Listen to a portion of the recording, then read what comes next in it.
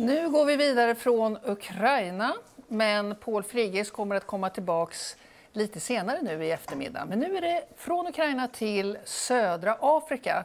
Och nu kommer ett samtal som är rätt så visionärt och filosofiskt. Rubriken är Ubuntu och en vision om global demokrati. Och det här samtalet kommer att äga rum på engelska.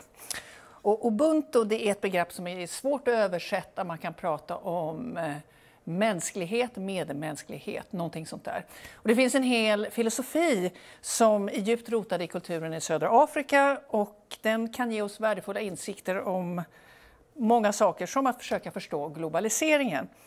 Och samtalet kommer att handla om hur Ubuntu-filosofin har bidragit till demokratiseringen i Sydafrika och som också används idag för att bekämpa pandemin, covid-19.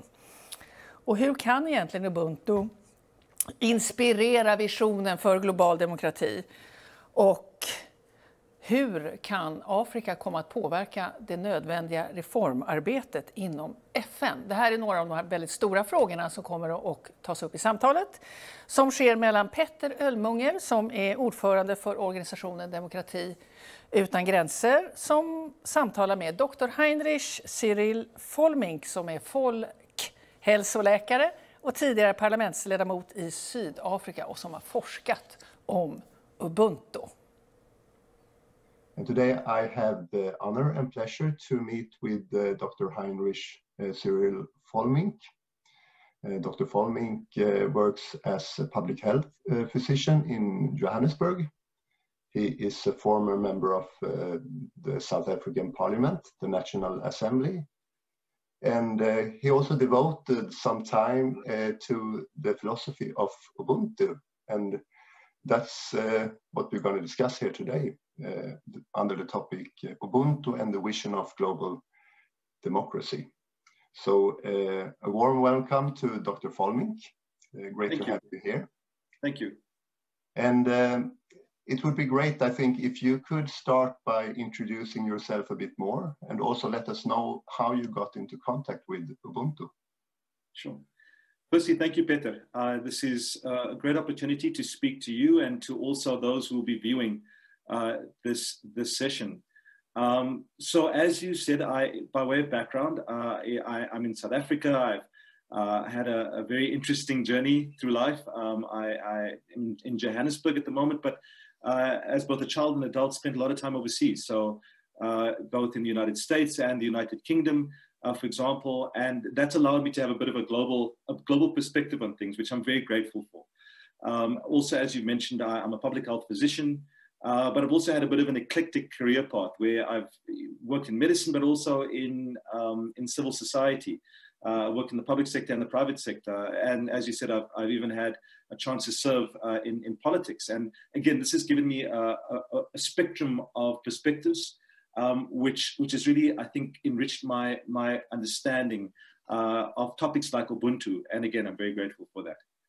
On that issue of Ubuntu that you spoke about, or you asked the question, how has Ubuntu impacted on my life? And I think it's had a profound impact on my life. And I think many people watching this will probably begin to identify a lot with reflections of Ubuntu in their particular communities and societies, because it's a universal philosophy. It's expressed in a particular way in the Southern African context, but has many different expressions. And so I think in many ways, Ubuntu impacted me as a child growing up and into young adulthood in subtle ways that I didn't even see. But I think one experience that for me sort of highlights quite profoundly Ubuntu and how it shaped and influenced my thinking was an experience I had as a young medical student. So, medical school is quite a long, tortuous process, and rightly so. And you've got these different stages in your training. And so there's a stage where you move from the classroom into the hospital, where you begin to see patients. And I was in that transitional phase. So I had my first time wearing my stethoscope, one of the first times wearing my stethoscope, white lab coat, really feeling like I can go and make a difference. And I had an experience that totally knocked me off my feet in a very powerful and profound way, and painful way, actually. So we were doing an introduction to clinical methods, and we happened to be looking at pediatrics. So it was a children's ward that I was in one of these days during this transitionary period. And I remember finishing up clocking some patients, and as I was leaving the ward, I stopped because on this bed close to the door was this little baby. Now, she must have been about maybe 6 months old. And she was, she had AIDS and was in the last stages, you know, in a very advanced stage of AIDS. And so she had an opportunistic infection of her lungs. And as a result, she was fighting for each breath. So she was breathing in and out, you know, just fighting for each breath. And she had all these tubes and pipes and lines keeping her alive, keeping her as strong as we could make her. And I was just undone in that moment. So I was in this ward, and in that moment, everything else disappeared. You know, the walls of the ward disappeared, the medicine cabinet, the nurses, the other, everything disappeared. And it was just me and this little child fighting for her life. And in that moment, I was undone. I thought to myself, how is it that we've allowed a reality in which this is possible, where a child just coming into the world has to fight like this? You know, where a mother may have been denied antiretrovirals because of the policy in the past. And as a consequence, the virus was transmitted to her baby. How could this be a reality? How could we have allowed this? And I felt totally helpless. Like, what can I do? What can we do? You know, and I made a commitment at that point to as long as I had breath, to try to fight for a world along with others in which this is no longer possible. But it was because I felt this profound connection to this little child in that moment. And shortly thereafter, you know, everything came back to normal. You know, I was back in the ward, and I left, but really shaken. And the point is that what I felt there was a connectedness to this child. The fact that she was in this space, that she was fighting for life, connected to my life. And I'm sure connected to many others around me. And that's Ubuntu. It's the idea that, you know, if she's struggling, then I'm struggling. If you are struggling, Peter, then I am struggling. If you are being successful, then I'm successful. And we are profoundly interconnected. And so that really had a dramatic impact and shaped a lot of my thinking. You know, it also helped me move from medicine into kind of public life and politics. There was always this drive to connect, to kind of fight for a different type of reality. And again, that was informed profoundly by Ubuntu. Okay, thank you very much for telling us that story. Okay, so now from your research and from your different experiences, can you try to help us a bit more to understand the core of Ubuntu, and also what are its most important implications, would you say? Sure, thank you. So picking up maybe from the story to answer your question, you know, I spoke about the connectedness there, and Ubuntu is profoundly about interconnectedness, or fundamentally rather about interconnectedness. And so, you know, in the Southern African context, in the Zulu language, you know, there's a phrase saying, umuntu ungumuntu ngabantu. Umuntu ungumuntu ngabantu. What that means is that a person is a person by virtue of other people. And that sums up Ubuntu. I am because we are, is really a simple way of saying it. So what Ubuntu, and from my research and from engaging with again, a range of perspectives, what I've come to understand Ubuntu to mean is that I have an interconnectedness with others. I don't exist as an isolated individual. I exist within community always. And my identity is informed by the community. You know, if I look again at that experience, and I go to a quote from the Archbishop Desmond Tutu, who for me is an incredible hero and a champion of Ubuntu, I think it sums it up quite nicely. So the Archbishop Desmond Tutu had this quote about what Ubuntu is. And he said, quote, "A person with Ubuntu is open and available to others, affirming of others, does not feel threatened that others are able and skillful. He or she has a proper self-assurance coming from knowing that he or she belongs in a greater whole. and is diminished when others are humiliated or diminished, when others are tortured or oppressed, or treated as if they were less than who they are, unquote. And for me, that sums up Ubuntu. Yes, that's very helpful. Thank you. Yeah. But maybe just one more thing to say, yes, though. Yes, sure. Yes, sure. Is to say that one of the misconceptions that can easily emerge is that Ubuntu then says, well, you know, you only have identity as part of a collective. That's not quite true. Ubuntu respects the individual, doesn't negate the individual. And I think this is a very, very important point. So what it says is that I have an identity as an individual, and it's fine, it's personal, it's my personal identity. But my identity doesn't stop there. My identity continues and also incorporates the community through a web of interconnectedness. So it expands the identity, including the individual, and then goes beyond that.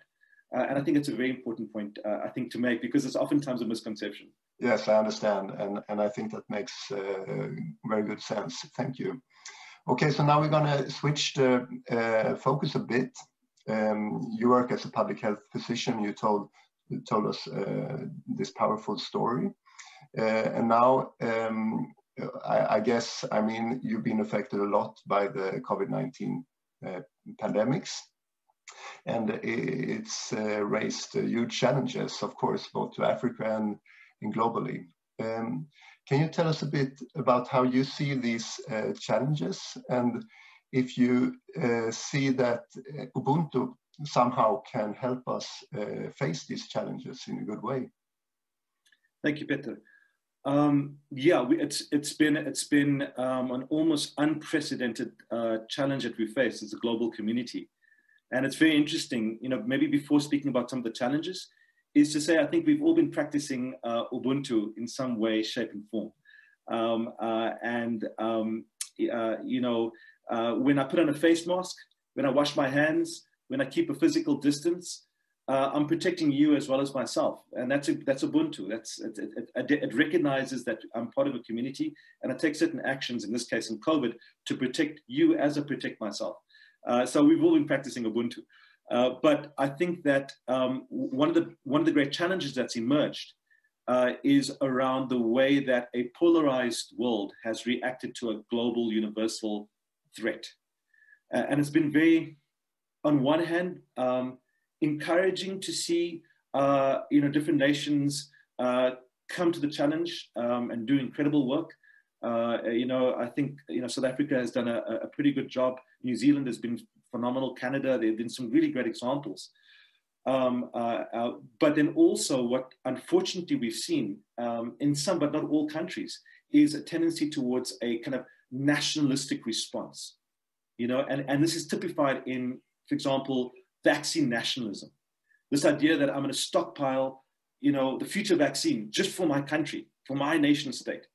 And we're going to forget everybody else, is really problematic, because what that then says is that it says that, you know, it's the opposite of Ubuntu. I don't care about others. I just want to take care of my own group. Now, it's illogical, of course, at a very fundamental level, because the virus doesn't respect arbitrary political boundaries. It will transcend that quite easily. So I can have a vaccine coverage of my country, but if my neighbors aren't covered, it's not going to help, because the vaccine will continue. The virus will just keep on circulating. So illogical at a fundamental level, but also it speaks about this real challenge we're having in the world today. People moving into their own corners. So Ubuntu would say, no, we need to move towards a global consensus, and we need to move towards a unified effort to face this universal threat to the entire human family. And so great initiatives like the COVAX facility and the access to COVID-19 tools at Accelerator, supported by incredible organizations like the People's Vaccine, calling for the vaccine to be made available to all people, and the unit centers also call for the vaccine to be a global common good. These are positive reactions to this polarizing tendency that for me gives me hope, actually, and is reflective of Ubuntu. Okay, great.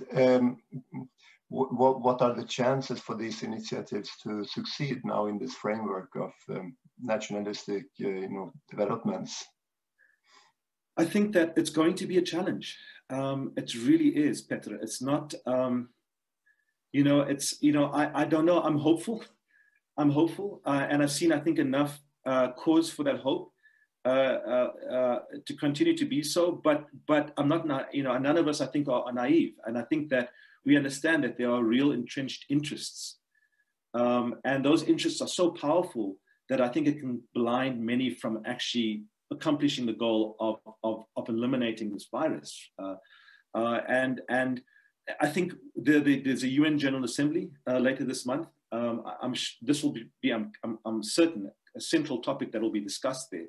And so I'm waiting and hoping that what emerges from that will be a renewed commitment to a global common effort to fight COVID-19. But we'll see. Okay, yes. I would like to talk a bit now about Democracy Without Borders and the movement for global democracy. Can Ubuntu inspire us in our efforts?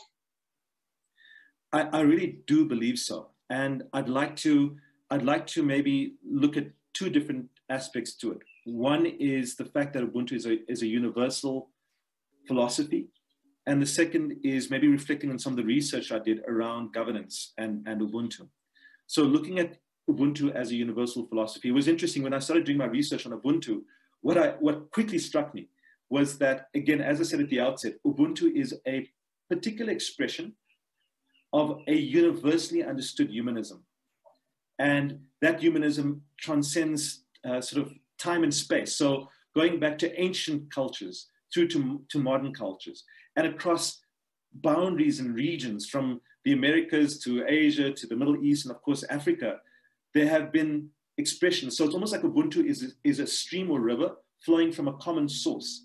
That common source is an innately understood humanism, the fact that we are interconnected. And so I think Ubuntu therefore has a universal appeal to form a new global ethic. It's refined in the South African context. It's helped us in South Africa move through a very difficult time from the transition from apartheid to a democratic state. Ubuntu has been a very important part of the philosophy that helped us navigate through. So we've refined this philosophy, and so it has particular value, but it'll connect, I believe, with cultures across the world and peoples and communities across the world and unite us because of its universal source. So that's the first thing. So it can really help as a global ethic for the work of Democracy Without Borders and other great initiatives. The second one is looking at my studies into governance. So when I did some studies in governance and Ubuntu, what I found was that there are particular lenses through which we can tackle global challenges. There's a narrow kind of interest lens that says it's just about my country or my group or my interests, and then there's a broader lens that speaks about a common humanity, and building consensus around that. So moving from narrow and particular interests to a common humanity that seeks to build consensus is what I found in my study. So when you seek to build consensus from a perspective of having common identity, that is Ubuntu expressed in global politics. And so, for example, this is UN Sustainable Development Goals is a concrete example, I think, of almost this, sort of innate pull towards that space that Ubuntu articulates, where it's about, we face these common set of challenges. We've got these 17 goals to address these challenges. We've built consensus, and let's move towards that. Now, of course, there have been setbacks and challenges in accomplishing it, but the birth of the UN Sustainable Development Goals, I would argue, reflects the fact that Ubuntu is commonly understood. Same thing applies to the idea of a World Assembly or UN Parliamentary Assembly. It can only emerge, I would argue, quite strongly if we have this idea that is reflected in Ubuntu, that we are a common humanity, that our individual identities as persons and as countries does not have to disappear, but in fact is expanded to also then incorporate the global community. So it's an actually expansive understanding of individual and collective identity to go beyond. And from that perspective, let's build a world assembly that really takes us as humanity forward, and as obviously as a responsible part of the planetary ecosystem forward. And so I think that it can really help. Again, there are practical expressions, philosophical expressions that we can look at But in many different ways, I think Ubuntu can be very helpful in this particular pursuit. Sounds great. Okay, so I would like now at the end of this conversation to try to say something also about Africa and you know, the situation of global governance now. The UN General Assembly is opening its 75th annual session, and as you said before, we're in need of coming together as humanity. And the question then is, do you see any practical steps that also Africa could take a role in, you know, pushing forward? I do. I think that, you know, we are certainly facing many challenges on the continent. You know, part of it is because of the kind of historical injustices, and part of it is because of a range of issues and failures of governance. And so, you know, there's a lot that we need to work through as a continent, and I believe we'll get there. We will get there. It's going to be a challenge. But I think, you know, if you look at the Pan-African Parliament and its supportive resolutions that speak to the United Nations Parliamentary Assembly, I think you'll find here a lot of support on this continent for ideas linked to a world parliament, and that part of it is informed with different expressions of Ubuntu. But I think in the global South, I think this is, you know, a time for the global South to really rise, and a lot of what I've spoken about would be resonant across the global South. And it's to say, for a long time, these voices, our voices, have been excluded from the table of global politics. Well, we're going to come to the table now, but we're going to come with a reconciliatory message that speaks to Ubuntu. That, you know, we as a world cannot move forward until all voices are included, and including, you know, the voice that reflects Ubuntu. So I think that there's a lot of scope for Africa to play a key role in driving the campaign for a United Nations Parliamentary Assembly.